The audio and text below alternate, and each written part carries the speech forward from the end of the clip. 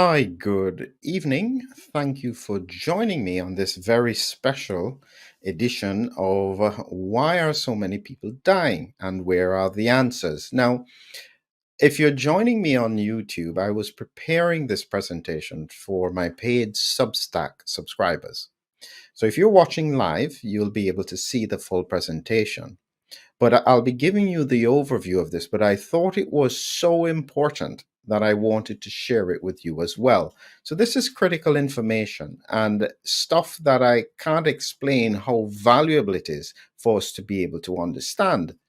Essentially, what I'll be looking at is that I'll be looking at deaths and age-specific mortality rates by specific select groups. This is data from Statistics Canada, and so you can see the website there. So I've taken it directly from their information page. I'll be looking at as well at the mortality rates. I've broken it down in terms of causes of death, broken it down by age groups.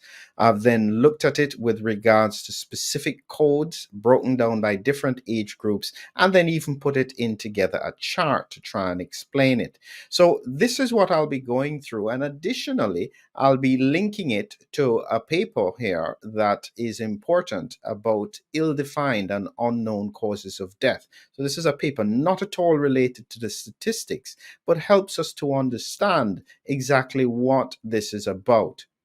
Now, before I start, I'd like to highlight again that my most recent presentation with regards to abnormal physiology in the vaccinated heart is also connected to a relatively upcoming webinar in about a week's time if you're watching this in early January. If it's later than that, there should be a link to a course. This is the important webinar. Now, in truth, as soon as I put up the tickets, the free tickets disappeared quite quickly. But very importantly, in terms of the donation tickets, they're still available right here. And literally, any donation is appreciated, even if it's $1. Not that I'm encouraging you only to do $1, but for some people, maybe they can't afford anything else, and the support is appreciated, believe me. And so if there's anyone who has an interest, don't let the donation button put you off. Give whatever you can. It's really still all appreciated. So let's get back to this issue as to why are so many people dying. So the first issue that a lot of people say is that, well, we don't really know if so many people are dying. It just seems that everybody is a bit more concerned about it. And this is why they're thinking that more people are dying. That's one part of the puzzle. But what are the statistics showing? And so, what I say very importantly is I really appreciate those countries that take the time, that go about making sure that we can get data that we can analyze. Really valuable, because without that, how can we then make sense of what is going on? Some people think that it's just about curiosity. We just want to criticize what has happened in the past 3 years.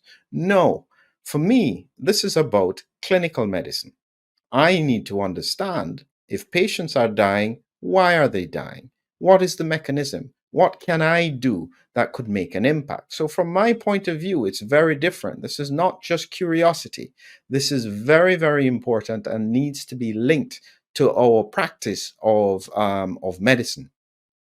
So, let's go to what the statistics were telling us about. So, this is it here, and I'll bring it up full screen. So, it's deaths and age specific mortality rates by selected grouped causes. And what they're doing here is that they're breaking down all of the deaths into various groups so that you can look at it. This is really valuable. This is exactly the kind of thing that we need. The UK is also quite good at doing it. Not so easy to get the statistics from the US. And certainly we are having problems with getting the statistics from New Zealand. They certainly don't want that broken down into cohorts, vaccinated versus unvaccinated, but that's a whole different question. But the point is that without the data, how can we independently analyze what is going on? So let's look a little bit more closely at this data from Statistics Canada. So what they have got here is that they have got causes of death, and I hope you can read it, and I'll try and make it a little bit bigger. Let's see if it does. 1 second. Let's try and see if we make it a little bit bigger. There we go. That's a little bit bigger. So it's easier for you to see.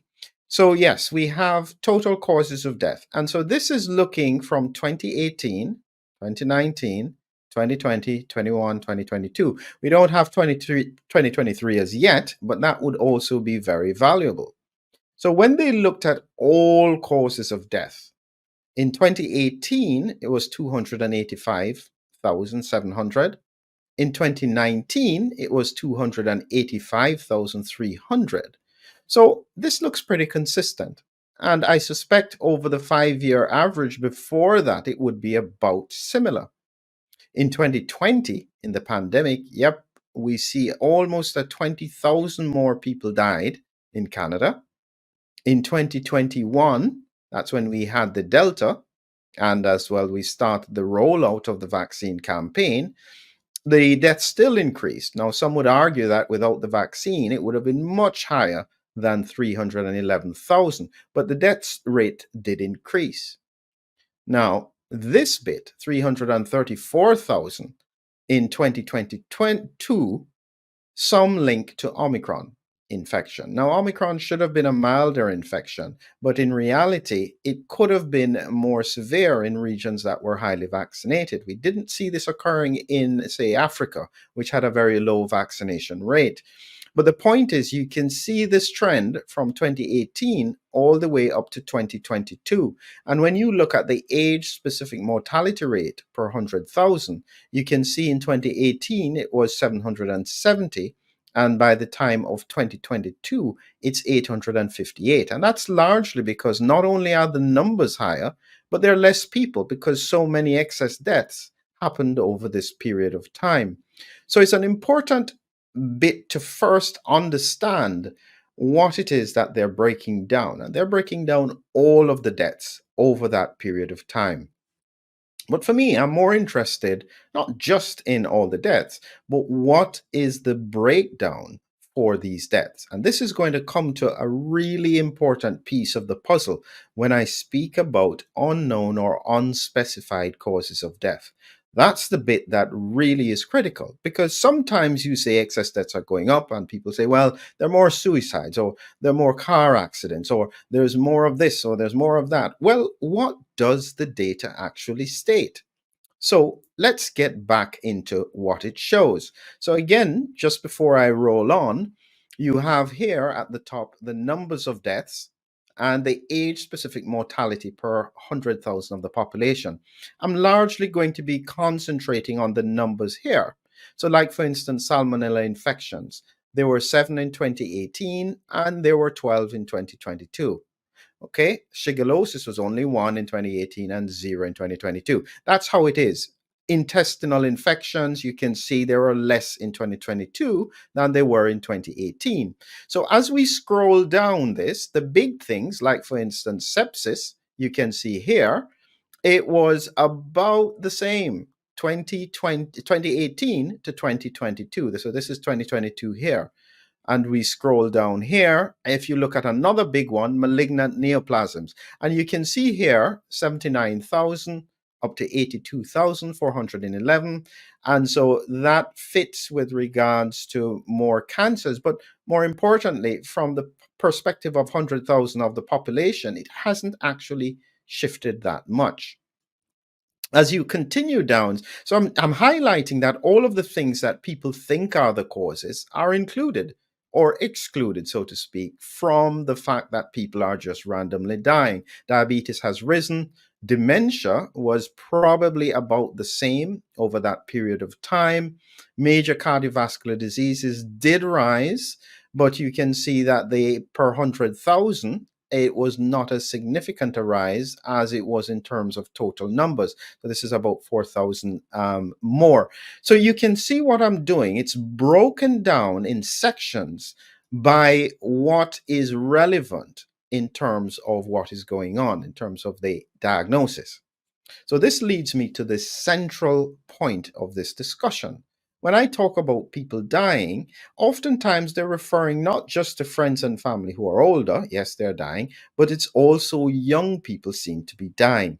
But we keep on hearing that, well, is that evidence? Is that true that they're actually dying? This is the bit that makes a difference to me.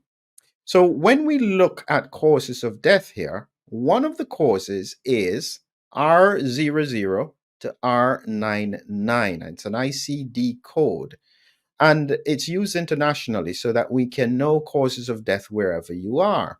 And its symptoms, signs, and abnormal clinical and laboratory findings not elsewhere classified, unclassified. And you can see here in 2018, it's 4,800. In 2019, it's 4,800.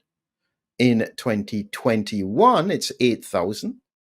It's then 10,000. And in 2022, it's 17,000. Now, that is not normal. What it technically means is that we don't know the cause of death. That's a problem. From a clinical point of view, that's an absolute red flag in my mind. What really is that? And to give you context as to what exactly they're talking about, I've got here a nice spreadsheet that shows you all of the R numbers. So, all of the R numbers, these are the ICD codes. You can see here from R0, abnormalities of the heartbeat, these are symptoms. So they are added on to codes so that we can code patients appropriately. Patient may have gangrene of the leg. They may have abnormal blood pressure readings without diagnosis. Somebody may have a cough. So these are all symptoms. And as you roll down, these are all the way to 99. This is the urinary things, blood in the urine, retention of urine. This is not a cause of death. Why is it so much that 17,000? And as you keep going down, there's a reason this is important. You can see here headaches, even a seizure, not classified. Hemorrhage, not elsewhere classified. That means not a traumatic hemorrhage. Unusual that. Symptoms and signs concerning food and fluid intake. So these are all symptoms that are coded. But when you get to the bottom here in red, I've highlighted other sudden death, cause unknown, unattended death, and other ill-defined and unspecified causes of mortality. So when we talk about the deaths going from 4,000 to 17,000, this is what they're coding for. Other sudden death, cause unknown. That's a problem. Why is that occurring? Why is there no cause? What is the mechanism for those deaths? This trend that we're seeing in Canada is going to be being replicated across the world. It's just that there doesn't seem to be a focus or an interest on it. I really hope that changes, because without some degree of us focusing on the relevance of it and identifying the clinical significance, how is it that we're going to get answers? The final word is this. When it comes to the abnormal physiology in the vaccinated heart, as I mentioned, and I'll be speaking about in the webinar, those changes in the context of how the heart was using glucose instead of fat is very, very significant. There is something going on at the level of the heart that needs to be addressed and could explain these abnormal patterns that we are seeing. So again, thank you very much if you're live with me.